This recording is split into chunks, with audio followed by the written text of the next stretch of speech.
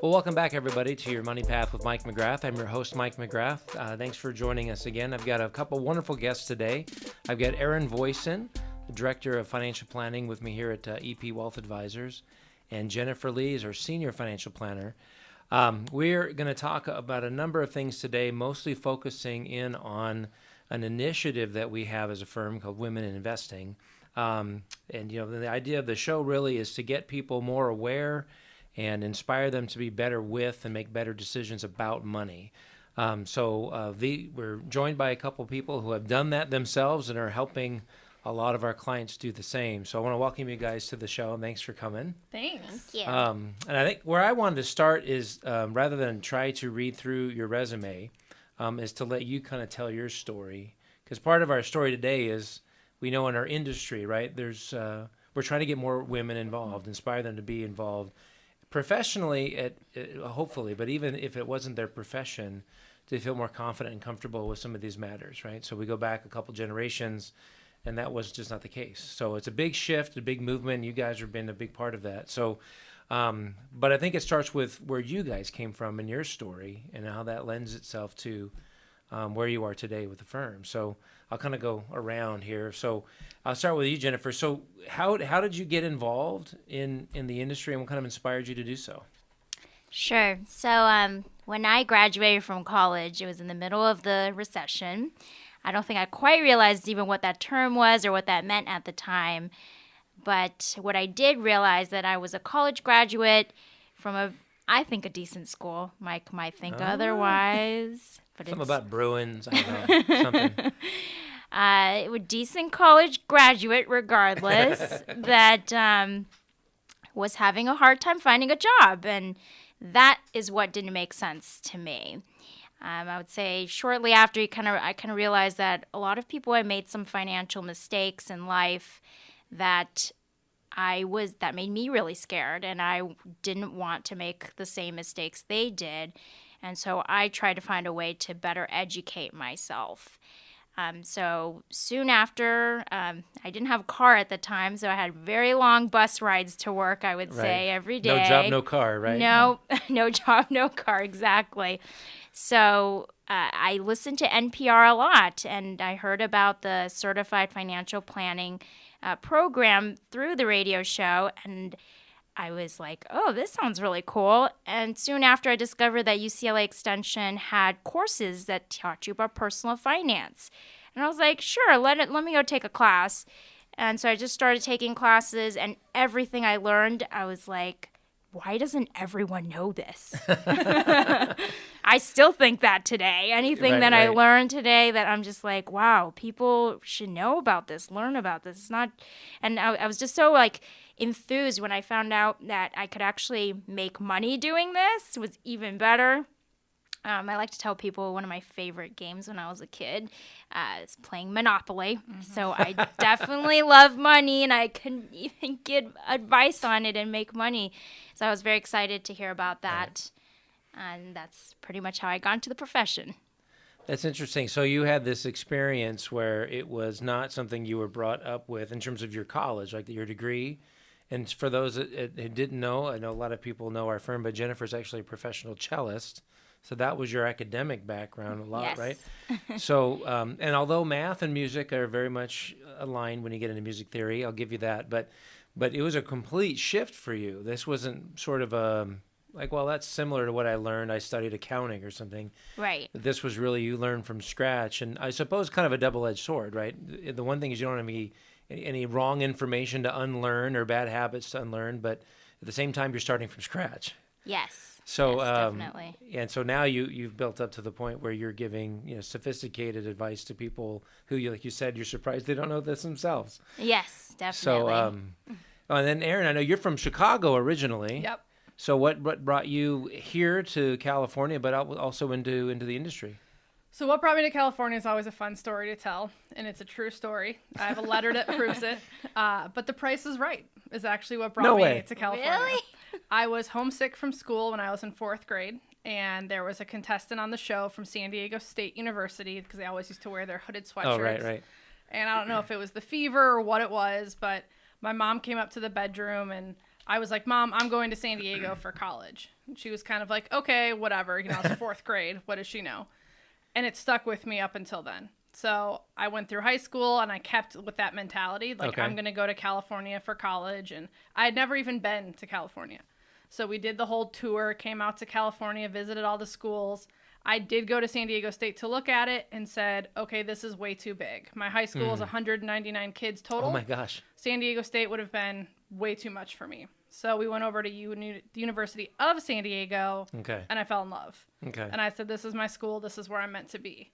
And so that's where I applied. And at the time, my dad and mom had said, okay, it depends on whoever gives you the most scholarship money. Okay. So that was a big caveat for me coming to California. It was Sure. I had to essentially pay for half my college through scholarships, or I was going to Indiana University. Okay. So I worked hard, got the scholarships, and then obviously came to California and fell in love with it. Why wouldn't you? So it was the end of my sophomore year. I had worked on campus. I also didn't have a car, but I've always had to pay my own bills ever since I was 16. So finally my dad starts asking me about, what are you going to do after college? And I was like, I'm going to stay in California. Like, Right. I'm And that's the end of that conversation. Yeah. And he said, okay, what are you going to do for work? And he's like, you're not going to stay there unless you have a job. And like after he said that, I went home and I started researching every internship I could find. Because to me, internship meant full-time job. Okay. So I went and I applied to every internship I could find, came out my junior year, went to the interview the day I was moving into my house with my friends for this position called the Case Design Unit. Again, I had no clue. I applied to every internship, accounting, finance, marketing, you name it. And I went in for the interview. I loved the two girls I interviewed with, and then the guy who eventually became my manager. And I was like, wow, this would be a pretty cool gig. I'm okay with this. So they called me the next day and offered me the job. And I said, sure, why not? And I was 20 years old, and fast forward 13 years later, and I'm still doing financial planning. Well, I'm curious. You said something that struck me when you said you've been paying your own bills since you were 16. Yes. So my parents were very strict with money. My dad is a CPA. Okay. If that says anything. So Apple tree, right? Yeah, exactly. So that was always the funny part in college. He was like, why don't you go into accounting, do this? And I was always like, I'm not a, that kind of numbers person. And, 3 years ago, I got my master's in it. So it all came full circle. But. And he's like, I told you so. Exactly. But he was always of that, if you want something, you have to pay for it. So I've worked since I was 14. Okay. I worked in a coffee shop all throughout high school, into college. In college, I worked for telefunding and then at the school coffee shop. So if I wanted a cell phone, I had to pay for it. Right. If I wanted a car, I had to pay for it. So I've never had parents pay my cell phone bill, pay my auto insurance. It's foreign to me. Right. So Well, it's interesting because I think in our day and age now, what your experience would be foreign to most people. It is. Yeah. I mean, I work with a lot of parents and I see their bills and, they're paying for so much still for their kids. They always joke, oh, they're still on the payroll. Yeah, and in right. my world, I was never on payroll. Right. Like even college, I had to help pay for. And so because of that, I think starting at a young age, I grew up having to learn how to budget and pay for things. I had a paycheck and I had bills. So that started very early for me. So I think that's why when I found the Case Design Unit position, Sure. I fell in love with it because I finally was able to make sense with a lot of what my dad had been telling me. And so there's a connection there. I mean, how you were brought up that way to how you applied that to your skills. I know, Jennifer, the discipline too, with the cello. I mean, to get to the level you are, I mean, that's hours and hours and hours a day. I would imagine that helped when you started studying the financial planning. I like to think so. Yes. Yeah, right. And I have a daughter who plays cello and always gripes about the time that it takes to be good at it. So I always remind her of how many hours you practice because it's like 20 times more than she does, and she's like, "Shut up! So I don't want to talk about it." No, but so then as you guys then you got started, right? And then it's just I always say the degree and all of the internship, perhaps that's sort of your union ticket, right? You're in the door, and I always tell my kids now you've started. Whereas I think a lot of kids think, okay, now I'm done. Right. Like no, Yeah. now you've got in the door. Now what are you going to do with this? So how did that grow? How did you grow once you got into it? How did that help when you started actually interacting directly with clients and not only dealing with the, if you will, the math of what they needed to do, but the personalities and the families and all those other dynamics? How did that work for you guys? I mean, for me, because the company I started with was a life insurer, So it was a little bit different because I dealt with a lot of tough financial plans. So a big part of a lot of the financial plans we got in the door were because of life insurance checks being issued because of someone passing away. Oh, okay. So I think that was actually one of the first client meetings I did. The program was called Deliver the Promise. And so we were reviewing her financial plan. Her husband had passed away, and I remember she broke down crying in the meeting because she was like, I'm going to be okay. And it was the life insurance. It was the combination of just seeing the plan and knowing that she had enough money. She was still going to be able to help her kids out when she wanted. And I actually went into college wanting to be a psychology major. So I was psychology and business. And to bring up my dad again, he said, you're not going to go to a private school and do psychology because it's going to cost way too much money. Right. The return on your investment. Right? Exactly. So that's where I kind of found that this profession was kind of my perfect profession because I got to mix the business side of what I wanted to do with the psychology side of what I like to do. So I found interacting with clients about finances, every day being different, every day learning something new. I've never gotten bored, really, in the 13 years I've done it because every day is something different. Completely, yeah. I know when I first started out, I was trying to get this one gentleman to become a client, and we just kind of poked at each other for months and months and months, probably about 18 months. And finally, one day he calls and said, well, I'll tell you what. He lived in Burbank, and he said he asked me to go meet him for a cup of coffee. So I go over there, meet him for a cup of coffee, and I'm kind of wondering what's going on. He called the meeting, so I thought, okay, either I'm in trouble, I've done something wrong, right, or what, So, and he finally said, my wife's, several years younger than me, about 8 years younger than me, so likely I'll pass away first. He wasn't in any ill health at the time, and he said, and I run all of this, so he said, she's not that interested, so will you take care of her if I go first? And what was me and my mindset at that point was just I need to get a client, right? Now it became like this responsibility. Like, whoa, I'd never thought about it like that. So before I thought about it too much, I said yes, just quickly. And so he said, okay. And so we started building now our professional relationship. And he fast forward about 10 years later, he passed away. And her first call was to me to let me know. And I remember where I was in a Starbucks, and it was in the morning. I was getting a cup of coffee on the way to the office, and I saw her. I remember it was one of those like, where were you when Kennedy was shot moment? And it was just so remarkable to me that I was the first call. And to this day, we have a great relationship. But to me, that brought all of this math home in a way, like you were saying. It's when someone's crying in your office, you're dealing with something that's not just an algorithm or an equation. Exactly. So I'm glad that you brought that up, because I think that's where I was joking with someone earlier today that we talk about this as a practice, like a law practice or a medical practice, because you're practicing like this. This isn't a easy to close. There's no closure really.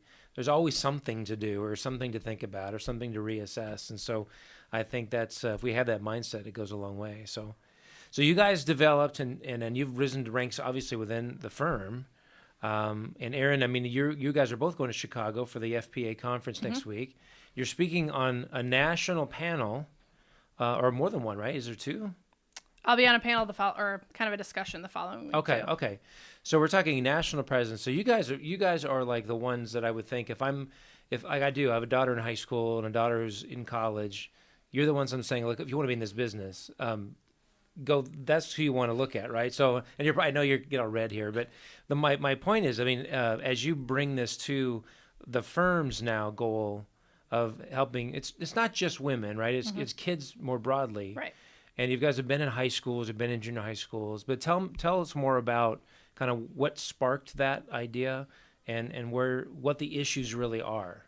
So beyond your situation, just what are the issues with women in this business and in finance that we can address? I'll go with you, Jen. Okay, sure. I think there's been several studies done by the CFP board on how many women are financial planners as a profession. And I want to say for 10 years now, it hasn't changed. It's been 23%.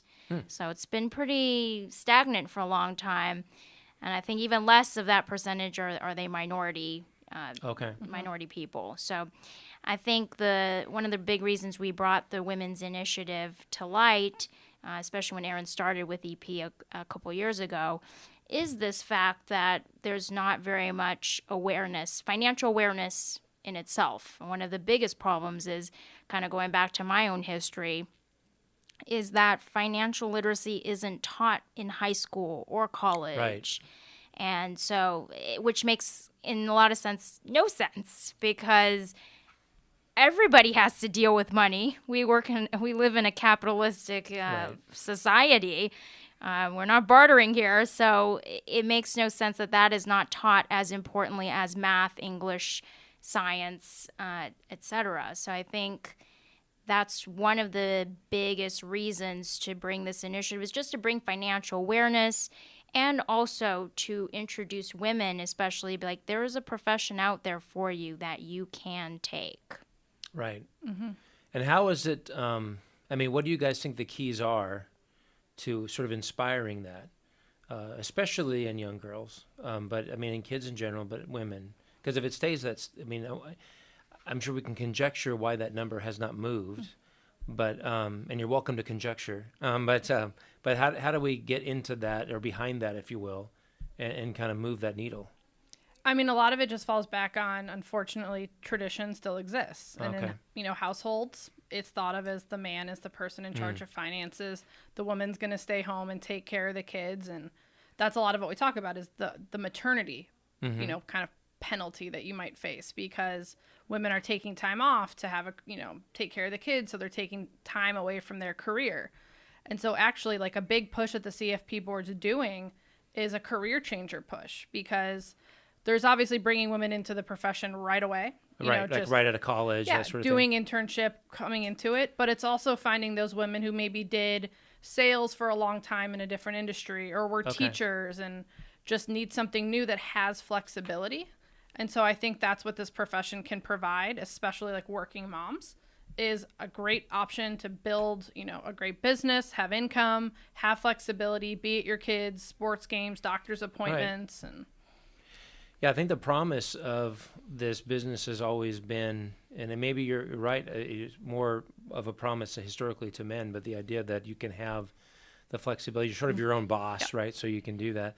I always joke that when you're a financial advisor, you have as many vacation days as you like, but if you take any, you won't get paid. So it's kind of this like little bait and switch almost. Exactly. But there is this goal, at least, of family balance, right? And in balance with maybe not even family. It could just be other things you want to do. But and so you're saying applying that to this context, so women changing careers or getting back into a career or that kind of thing, this gives them that option without having to go through a traditional sort of trajectory. Yeah, because what you're finding, to Jen's point, is that people think that they want to learn about personal finance. So when women start to learn about that, they're like, I could talk to people about this. Of course. Or they get a very renewed interest in it, right, and realize I could make this a career. So it's just kind of giving them a path to show how they can actually do it. Okay. Well, I appreciate you guys sharing that. We're going to stop here for a second and take a break. Again, you're listening to Your Money Path with Mike McGrath. I'm your host, Mike McGrath, on KHTS 98.1.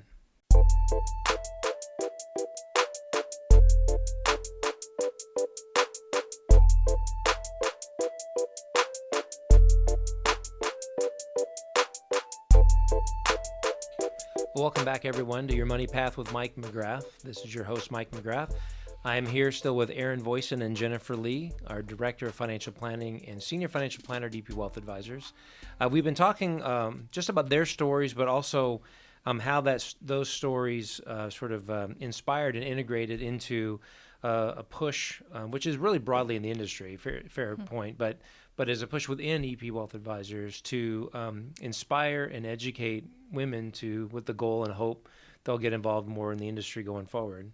So we left it as you were saying earlier that the industry is actually pretty successful in women getting involved in the industry right out of school, like early on careers. But then there's always these, like break for maternity or whatnot, and so there's this transition back in, or that they went into a different career, but that career applies, like your desire to be in psychology, exactly, to doing this job, and it doesn't have to be, this traditional, so the old school, wirehouse kind of situation. It can be much more flexible. Mm-hmm. But you have been, and maybe we'll start there in a sec, maybe to talk about some of the activities you guys have had already. This isn't sort of a pie in the sky, white paper, throw it in a file somewhere and hope it works out someday. there's action attached to it. So maybe we'll start with that. My question behind that, though, as you go into it, is maybe what you would ask or what you would say if there was a young lady right here, say a late high school, early college age young woman. How would you go about maybe explaining this to them and inspiring them for it? So maybe we'll start with kind of what is the program doing? So we've started a lot of financial literacy outreach, is kind of what I think our biggest kind of initiative has been over the last year. So we've done 7 schools so far. We're kind of lining up this school year right now with a lot of programs.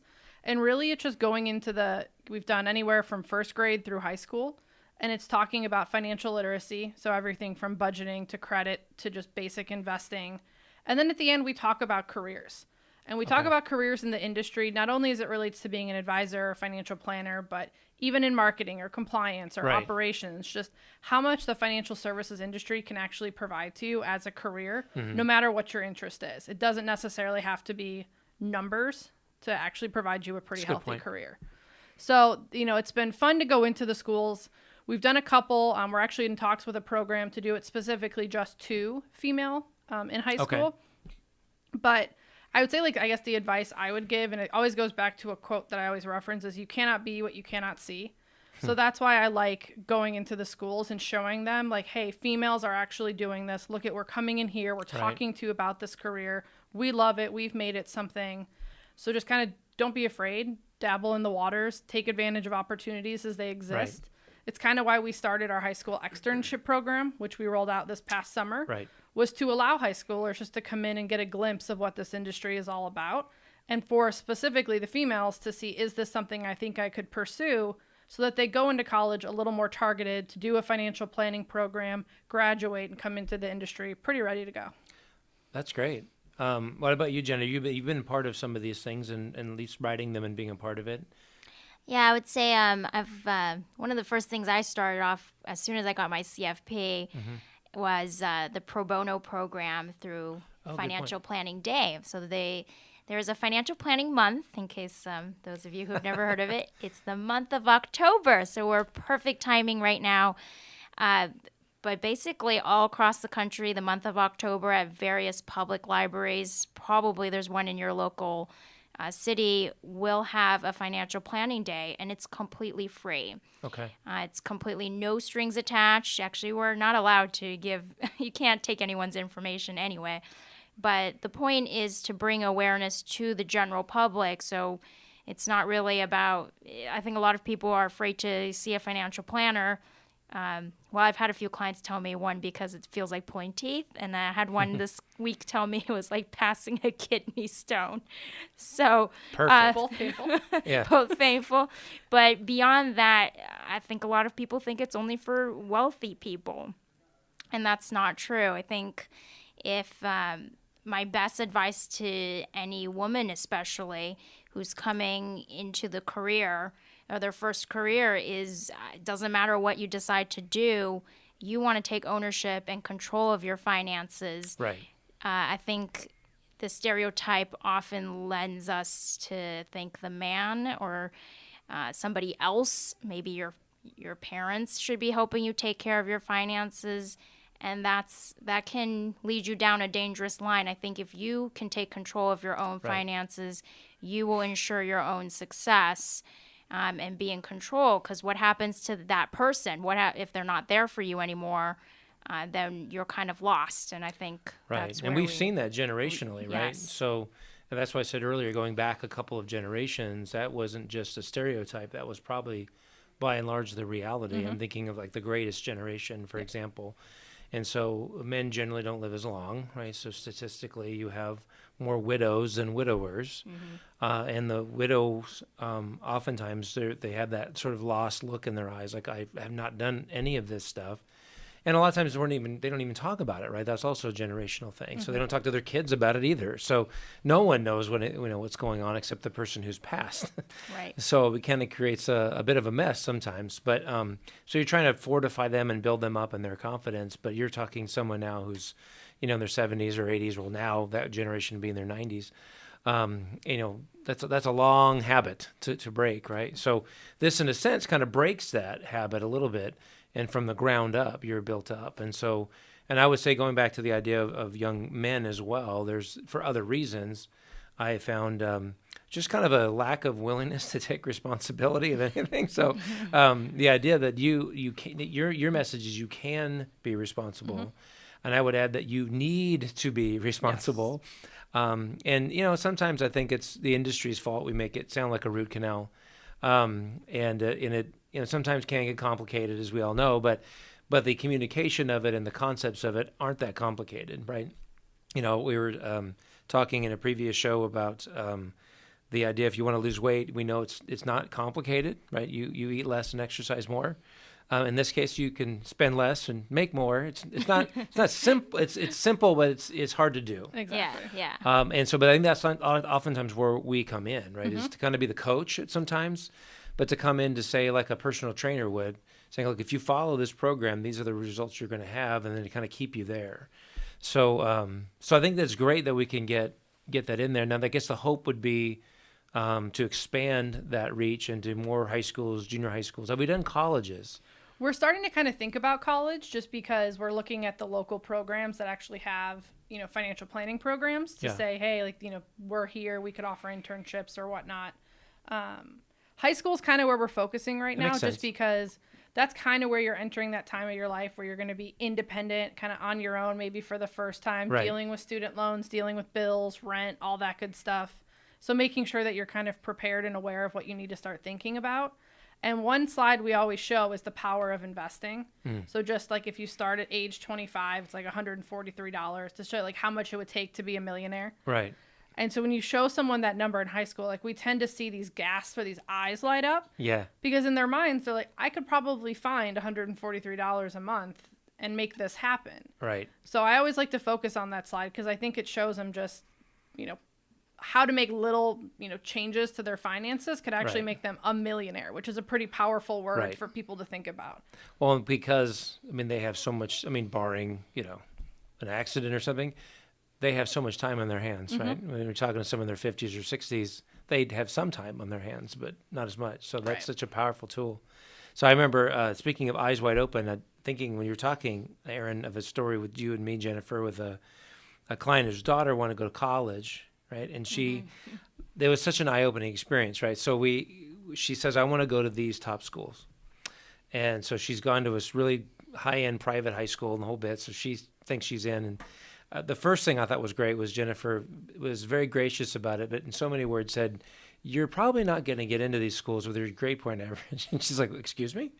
And she was exactly correct, as it turns out at the end. But here's some other schools, or think of some other schools at this level. So she did. She was a good sport, and she came back and narrowed it into 5 or 6 schools, I think. And she got her award letters and everything. So we sit back down. And so we say, okay, well, this is what it costs to go with the room and board, books, ASB fees, all that stuff. Here's what dad and mom can pay. Here's what's left. So you can work, you did, you can work, right? I can do this, do that. Or if it's all alone, over 4 years, this is your balance at current interest rates. Here's your monthly payment. And talk about eyes as wide as saucers. And so I won't name the schools for safety's sake, but one was a private school. And the long and short of it is her payment was going to be about $1,300 some odd dollars a month after graduation. Of course, then the eyes got even bigger. We're like, blink, it's okay. And then she went to, it was a UC school, but a public school. Her payment was like $300. So it was a great way to just boil it down and say, look, is that school really worth $1,000 a month for you? And the answer, you could tell by looking at her, was no, but it was like a pride thing because she wanted to go to a private school because that was in her mind the thing. Well, dad takes this and goes back to the private school, shows it to him, says, hey, this is what this looks like. Can you help me out? And they ended up giving her more scholarship. Oh, wow. I did not see that coming, but because that wasn't our thought and intention going into it. But he called me that day when he found out they did it, and he's super excited.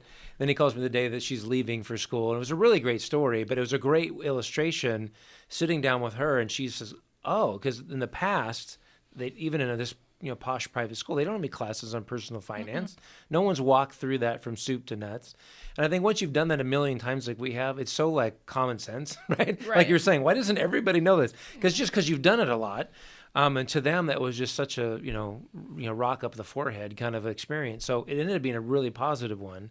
So I'm thinking that might be just a great example of just showing and walking people through this. Because again, at some point, it is common sense. Right. But you got to know how to run that math to get to that point where you can make a common sense decision. So, so then what's next for the program? So we're expanding into, or hopefully expanding into some high schools. You've done some other conferences as well, am I right? Yes. So this year we did the Investing in Women conference each year. So I kind of focus that more on digital media.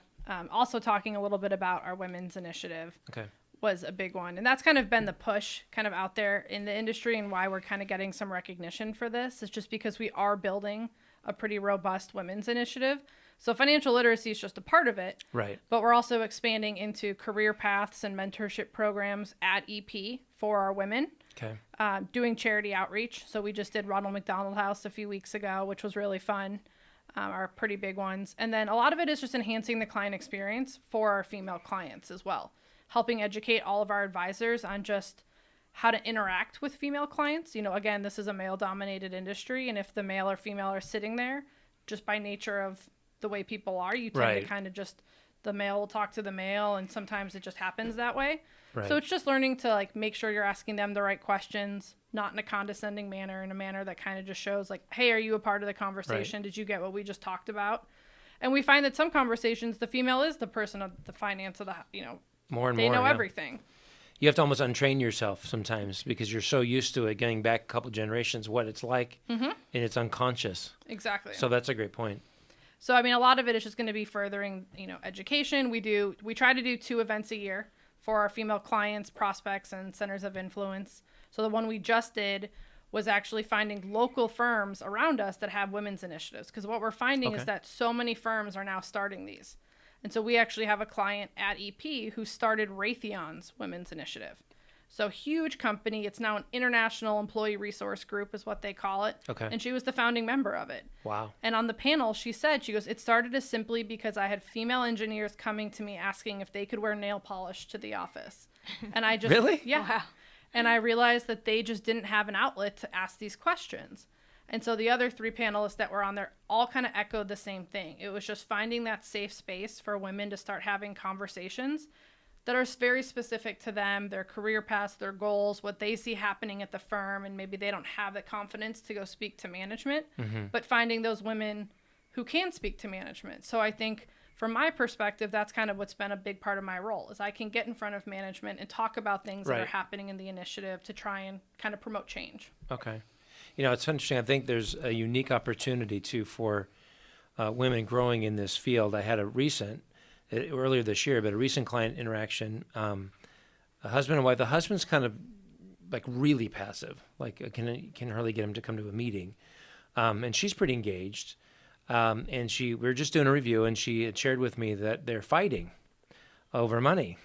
And it was one of those where is this, too much information or not? So I was treading lightly, and it comes down to the fact of his passivity. So she wanted to talk about it, but I'm a guy, so she wanted to talk to a woman about it. So I thought, I get that. I can't be that. So I said, I kind of want to, talk to him a little bit, for other reasons. But and so that was part of our goal, is to get her in front of us, because it wasn't an offensive thing, and she went way over the top to say, I'm not being personal, and I didn't take it that way. But I think there's a client need as much as there's an advisor need, is my point. And there's just some times where, and I think it's probably true with guys too, right? So I don't want to. It seems kind of personal to share this with a woman, so I'm going to tell my buddy, that kind of thing. So it's the slightly different nuance, but the same effect. So there's a huge need out there, and we talk about, and I haven't seen them recently. Maybe you know them more better than I do, but just the data of not only how much money is being transferred to next generation, right? But how much money is controlled, and increasingly so, by women. And so if some of these situations are just better addressed by another woman, right, there's a huge opportunity, I would think. Yeah, I mean, statistics show that women actually don't favor necessarily working with a woman. So that's what sometimes a misconception is, that women like to work with women. It's not necessarily true. Women just want to have a good relationship with whoever they're working with. Fair point. So that's all they're concerned about. Is this person listening to me? Can I trust them? Are they taking into consideration what I'm saying? Not trying to like push product down or talk jargon to me. Really caring about my goals and what I want with my finances is what most of the statistics actually right now show. That's good. That makes me feel better. So, I'm not lost. So the Women's Initiative is here. It's growing. It's actually gaining recognition nationally. Now, this conference you're speaking to next week, is that part and parcel the subject matter? Women investing more broadly? How this one actually got started was kind of a crazy story. So the FPA does a Next Gen conference, and I was on the website, and there was a contact us. And so I just hit that button and emailed the person saying, I would love to be at this conference and talk about women in finance. And this person wrote back, and she's like, okay, like, well, clearly you've never been to this conference because that's not how it works. But we really like this topic. I'd love to talk further about it. So we wound up talking further about it on the phone. She's basically the director of strategic partnerships for the FPA. Okay. And Lynn, who works with us, her and I were already doing a presentation for FPA NorCal on basically attracting women talent and retaining women clients. So she wound up coming to see that presentation while we were doing it, really liked it, and then it turned into, let's actually create a slot for this at FBA National. And then it turned into, let's make it bigger and do a panel that's both men and women to talk about, from our perspective, in Southern California, we don't have female advisors yet. Working on it. But for these, the other men that are on my panel, they were like, true story, exact words, we have women falling into our lap. And I laughed. Ouch. And I was like, oh, wrong choice of words. But I would love to learn, why are you attracting so many female advisors and we're not? Yeah, and so that's kind of how the panel is going to go, is kind of figuring out through our women's initiative, what are we doing? And then what are other firms doing that are bringing in female talent? Okay. So it's progressing, I guess, fair to say, along the way. And it's a good story to be told, and hopefully there's more to tell. Yes. So as we grow, not only at EP Wealth, but in the industry, we'll have you guys come back again. But real quickly, though, we're going to take a break. Again, you're listening to Your Money Path with Mike McGrath on KHTS 98.1. 98.1. 98.1.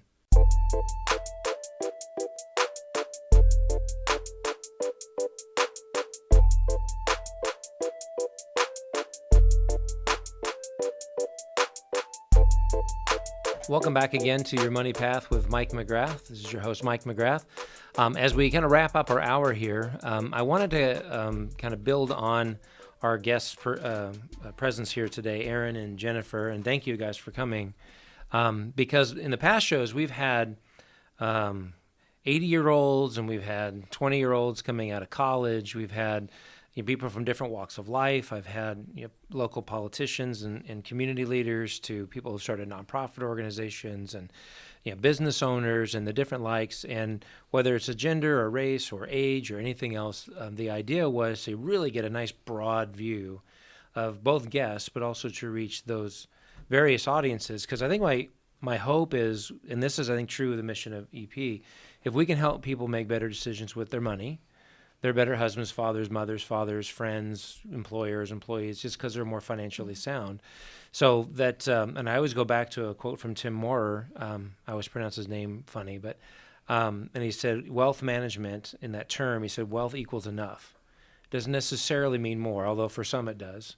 The Rockefellers of the world. But he said it should be enough. And so I think whether you have a lot or a little, whether you're going to go off cross country in a tiny house, or you want to build a mansion in Beverly Hills, it should be something that everyone has a say in, right? I think you said earlier, Jen, that it's not everybody has that much money, but they still need that help, right? So you're talking about high school kids and college kids, and they need to start on the right foot, and if they do, they're going to be just better off all the way in a lot of ways, less strain on marriages and the whole nine yards. So that's kind of what I want to get at, and I think as you were talking, it reminded me the original E of EP Wealth Advisors, Stephanie Enright, started a financial services firm in 1982, which in 1982 just wasn't done for a woman. And so she was a bit of a pioneer. And when I joined the firm, she was still there. She had kind of done her arrangement with Premier, which is the P. But she was still sitting in investment committee meetings and all this sort of thing. And she was just a lot of fun because of all these people waxing eloquent about all they know about some stock or portfolio strategy. And she's like, it's nonsense. It's just that, she was just kind of this mama bear that just kind of kept everybody honest. And it was just a lot of fun. But her backstory of needing to take care of her family, right, or in your case, needing to get a job and build a career, lend itself to, in this case, a firm that's been around for decades. Mm-hmm.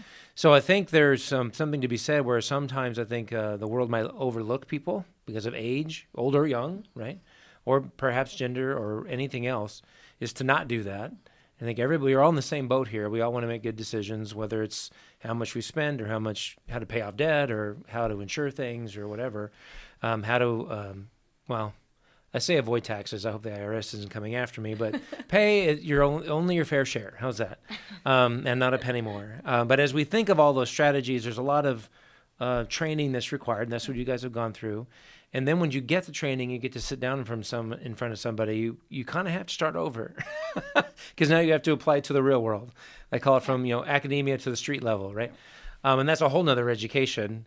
But watching you guys do it, it's just fantastic to have you guys as a part of the firm. I don't know if you had thoughts that you would want to leave with anybody listening.